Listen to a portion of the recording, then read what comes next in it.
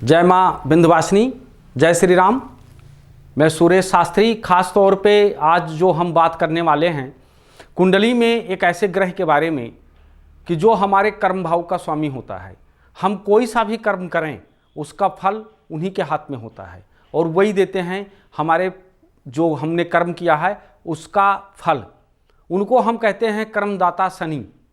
शनि महाराज एक ऐसे हमारे इसमें ग्रह हैं जो कि इंसान के किए हुए कर्मों का फल वो अवश्य देते हैं।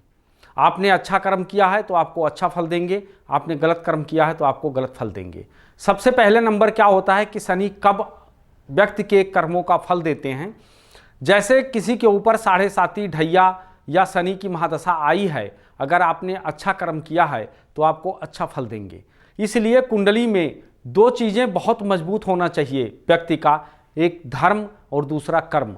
अगर धर्म और कर्म ये दोनों मजबूत हैं तो व्यक्ति के जीवन में किसी भी प्रकार की कोई समस्या नहीं आ सकती है। प्रायः अगर शनि खराब चल रहे हैं कुंडली के अंदर तो हमेशा व्यक्ति को निगेटिव चीज़ें उनके मन में बार बार आता है। नेगेटिव चीज़ें आएगा, होते होते कार्यों में रुकावटें पैदा हो जाना, कामों में मन ना लगना, अनावश्यक शत्रु पैदा हो जाना, आप पैरों में या शरीर में किसी भी अंग में चोट चपेट का लगना, ये सारी चीज़ें जो हैं ये शनि के कारण ही होता है।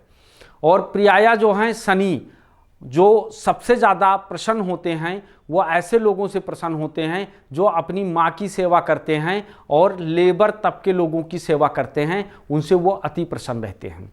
इसलिए कभी भी आप लोग अपने घर के नौकर को या अपने यहाँ प्रतिष्ठान पे नौकरी करने वाले लोगों को कभी प्रताड़ित नहीं करना चाहिए या कभी उनका मजाक नहीं बनाना चाहिए।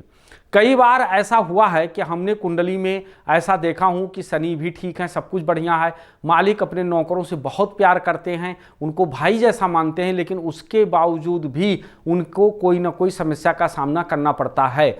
बहुत ज़्यादा समस्या का सामना करना पड़ता है। कई बार उनकी गाड़ियाँ चोरी हो जाती हैं, कई बार देखो तो उनकी नई नई गाड़ी बिगड़ना शुरू हो जाता है, उनके घर में चलती चलती टीवियाँ बंद हो जाती हैं, आवाज़ें आने लगती हैं। ये कई बार ऐसा बहुत सारे लोगों ने हमारे पास आए हैं और इस प्रकार की अपनी समस्या उन्होंने बताया है और समस्या बताया, उसका समाधान भी हुआ है।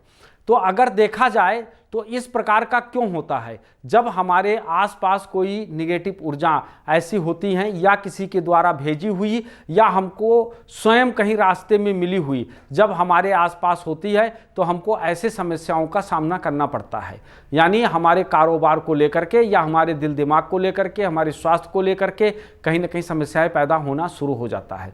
ऐसे चीज़ों में सबसे पहला नंबर क्या है कि सावधानी बरतना चाहिए और किसी योग और अच्छे गुरु को इसका जो है परामर्श करवाना लेना चाहिए और इसका इलाज करवाना चाहिए। अगर इस प्रकार के आपके कुंडली में कोई योग चल रहा है या आपके जीवन में चल रहा है और आप परेशान चल रहे हैं तो आप सबसे पहला नंबर हमसे निम्न नंबरों पर संपर्क कर सकते हैं और संपर्क करके आप अपनी समस्या का समाधान ले सकते हैं। जय श्री राम, जय माँ विंध्यवासिनी।